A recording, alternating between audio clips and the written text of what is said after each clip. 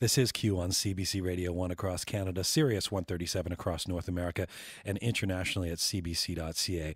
Well, it's been 25 years since the Norwegian group a-ha's debut record, Hunting High and Low, launched the band to synth-pop superstardom with hits like Take On Me and The Sun Always Shines on TV. And although a-ha may be best known to some in North America for those hit singles, the Norwegian trio have been consistently successful in Europe and the rest of the world since the 1980s, having sold more than 35 million copies over 9 studio albums, including their latest and final CD, Foot of the Mountain.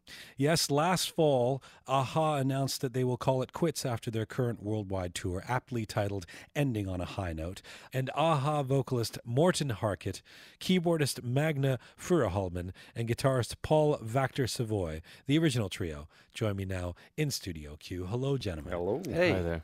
Great pleasure to have you here. Thank you. A lot of anticipation saying that a-ha is going to be here. A lot of folks writing into us and wanting to give you their love from Canada.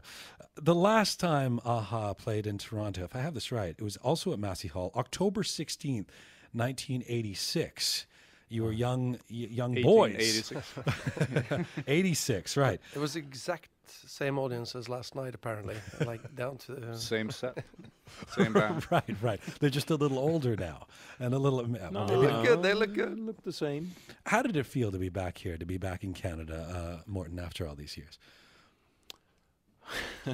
How does it feel? It's Didn't see that coming. no. It's great to be. I have at to least- ask you. You haven't been here for 20 years. No, I go somewhere to do a show, and that's what matters to me. And doing that in Canada, certainly, to be able to do it before we call it quits is great. We've just done 3 shows in New York, which were really good, and. But I've been asked, when were you here last time? And I can't remember. About 20 years ago, I'm thinking, but now you told me it was 86. See, we all want to believe you had a particularly special experience in Toronto or in Canada the last time. I do remember it. I remember it very. What was the time of year? Do you have the date? Yes, for I it? do. October 16th. Okay. Because I seem to remember that it was snowing, but that It's that rolling can't back be, in can the it? almanac in his head now. Like, okay, Mags, October. But we Mags, had do a you great- remember anything? I remember everything. It was really good to come back and play. I mean, it is a special hall to play. I mean, it's a place Beautiful. where some great albums have been recorded, and it's one of those. It just sounds really good. The hall sounds good. It's The audience wood. was fantastic. Yeah. It was one of Wood? those. Where's the wood? One of those moments whole where hall is like you feel that the audience are carrying you along, and you're just kind of on for the ride. So I mean, it's a strange thing for us not to have been here in the meantime. Yeah. And in a way, there is a sort of a sadness attached to the fact that all over North America, and especially knowing that Canada has been kind of more supportive about a-ha than perhaps US have been. But we haven't actually managed to kind of get tours together over the years since the first one. So this was a real treat. And it actually came about by Canadian fans petitioning on our website saying, Yes. "We have supported you guys, and now you're playing these shows in America. I can't believe you guys are not coming to Canada." I'm like, oh, whoa. Big mistake. We are coming back. Well, So yeah. that was a welcome. Although, there's other parts of Canada that are saying the same thing now. Why would you just go to Well, Toronto? Why would you open that can of worms? Yeah, but that's one of those things you cannot play. We cannot fit in everywhere. So for us it was a good thing to come. Hopefully, people in Montreal are not going to be too upset. I want to get to the decision that you made to call it quits as a band a little later, but just watching you last night, there were moments where it seemed like you were genuinely having fun with each other. Really? There's still a camaraderie. I know, amazing. When would that be?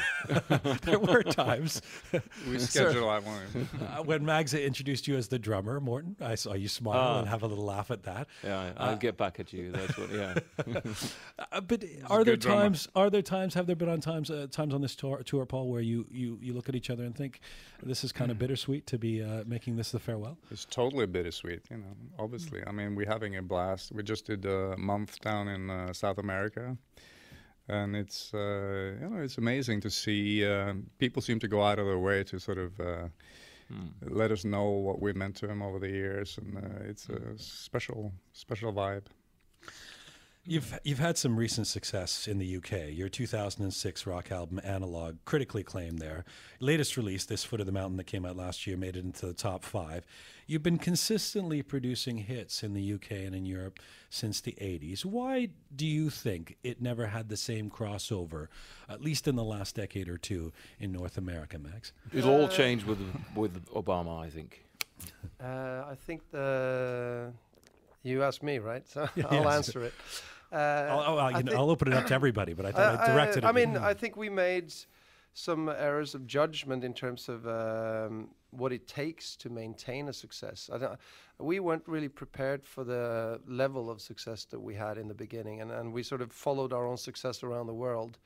And we were fairly warned that, if you kind of leave America alone for too long and you kind of go around the world, there may not be an open door for you when you get back. And I think also we quite naively also believed that, touring in USA, on the first long world tour we did, we sort of decided not to, play along and do the kind of radio promotions in every city. We were sort of young kids going around the world feeling like we were doing what we were supposed to do. We were there to play and not to promote. So there were some kind of choices taken that may or may not have something to do with it. But all in all, you sort of stop questioning those things after a while, and you go where your music's wanted and you play there. And we've been blessed and lucky to have all throughout our career. We've had areas that have kind of popped up, during our mid-career. South America became a huge market for us. And and we just went there and we played some amazing shows there. And then, as you said, Europe. But, there's always been it's irked us that because we knew we had fans, both in USA and Canada, we just didn't feel that we had the support from the record company. I think we were viewed as being quite difficult. We certainly we never went into making a Take On Me Part 2 for the second record. There was a progression all the time in how we saw ourselves and where we wanted to go. And maybe we were difficult, and that's fine too. I think we were quite happy with the direction we Martin, chose. what do you think? It's just there is a reality side to it as well. If you wanted to maintain the American support, which is really what broke us as well. Yes, is what delivered us. Ironically. Ironically to an extent. I mean, we came out of England and we had the English. That was our center, but it was America that picked us up eventually and delivered us. You could say, safely say. But to maintain that, we needed to fully give it all our attention, and we didn't understand. I certainly was prepared for the level of success. I believed that that's exactly what was going to happen, but I didn't know what that meant. I didn't understand what it meant. We didn't understand how it works as a business, what you need to give priority and what is not so important, what you can catch up with later and all of that. None of that we had any experience in. So gloriously unstrategic at one point. Well, you think this is, if I can put it this way, based on acts of omission, not of commission, in the sense that there's nothing intrinsic in the music that is more European. That's hard for us to say. I mean, really difficult for us to be the judge of that. Yeah, but what we do know is that we did turn our back on great opportunities in America, not really understanding what that meant. But having said that, I don't know today even what would be right and wrong, because it would have meant a dramatically different course for us to take. So I don't know. It would have meant spending a lot of time on the road in US and Canada, right? Yeah. And it's also like coming off the first record in our career and also in America was a #1 hit. So we were sort of waiting for the stars to align the same way that was, but it never really happened, I think... But it's kind of crazy because we sold millions of albums and we should have been out there touring and sort of making contact, but we didn't. Do you regret that you didn't spend more time in America? I think we spent all the time we had available to us on AHA, and we followed our own instincts and did whatever we were. I don't think it was just purely the work that we didn't do the work, although that may be part of it. But we were working elsewhere. But it's also the fact that, you know, we chose our destiny. It's not, for me, it wasn't all about the stars aligning. It was also about choosing. We chose to make our second album the way it sounded. We, you know, the third album, the fourth album's going a different way. So we were kind of choosing it ourselves to a certain degree. But, you know, we always tried. We don't want to not have success. When you talk about the sound from album 1 to album 2, this latest record, Foot of the Mountain, which will be your last record if you follow through with what you're saying about, I mean, it's maybe a there's promise, not a threat. still hope, you know, for those who want you to stay together. But it's a return to the original synth pop sound, for lack of a better term, to a certain extent. Tell me about that return, Paul. Jeez, why me? Well, why am I singled out? on me? Paul's not used Very- to being like very musical, aren't you? He's very professional. You're directing questions. We're used to like defer the that first one in gets to answer. A studio in Hoboken, I thought you might say. Yeah, I mean, I don't know. Is it back to the first album? Was me for me? It was different. It doesn't sound like that, but we did want to play around with more. We started out very electronic. We ended up super sort of live on the floor, recording albums, and then we wanted to go back to where we came from. And there's many ways of going back, and that's one of them.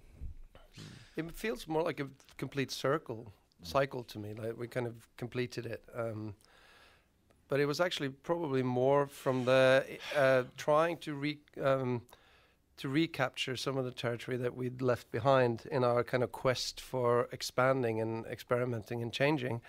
There was a feeling that just the three of us, without any musicians, without any producers, just the way we used to do things before, like even in the demo stages before, and applying those same limitations. Let's do that and see what happens. Will it be meaningful today, or will it just sound completely retro and wrong? And I think we recaptured some of the same vitality and excitement through that process. You know, that's how it feels to me. That's how the record feels. It feels like it's got It's more energy. It's more about having the same sort of working conditions, and I don't mean where we sleep, but to have those limitations musically or instrumentally. That's an offense to everyone sleeping on the job. Just so you know, like. You can't help but offend people sometimes. Does it so well. You know,